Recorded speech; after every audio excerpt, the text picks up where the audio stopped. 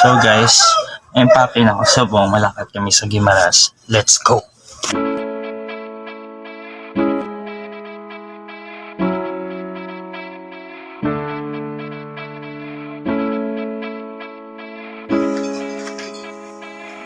Yan, wala na ko yun.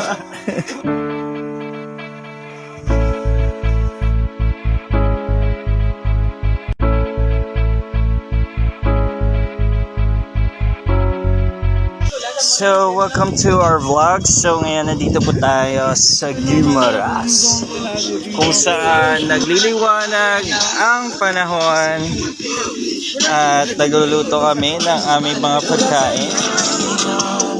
Okay, so what is our dish for today, sir? Adabong manak. Okay, so what is our... First, you're gonna stir some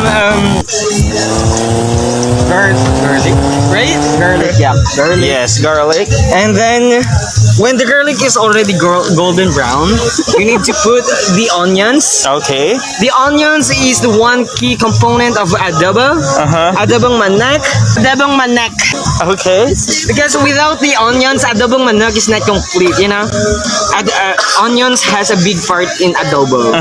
Adobo is contained with chicken, Okay. onions, Okay. garlic, and then here, the oil. Without the oil, there's no stirring. Alright. What happen? Well, we're speaking in English. Bisaya kita dong! Okay? Alright. So, we're just waiting to the onions to be golden brown because Aloy da si Galoy!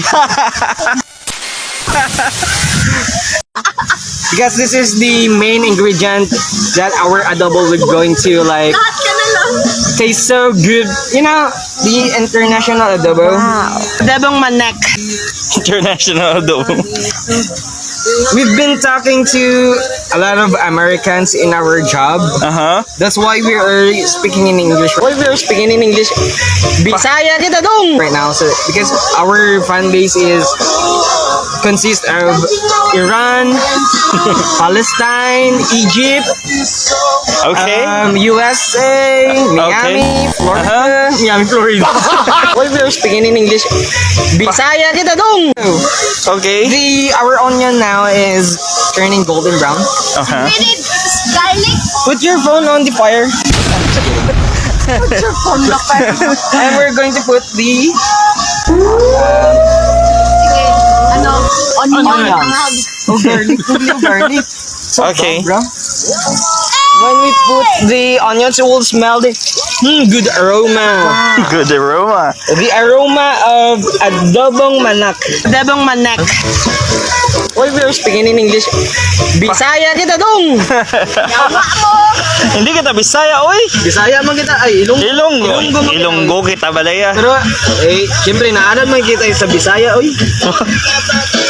Gire, ano, dayang yung katuan tahaw. Ang gato ni mga iro. Mga iro. Adobong manak.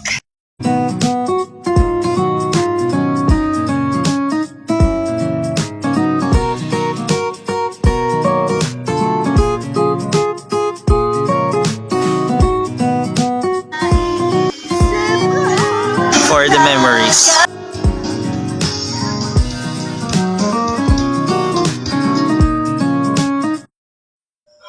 At yun po ang nangyari nung gabi. At pagising ko sa umaga, I trying to reflect myself what happened 2023. At sobrang sobra akong nagpapasalamat sa lahat ng biyaya. I meet new friends, I meet new people. Ganyan naman tayo sa BPO. And I learn a lot of things na na-discover ko sa self ko. And sa pag-uwi namin, handa na ako to face a new year, a new day, a new dawn into my life. Thank you, 2023.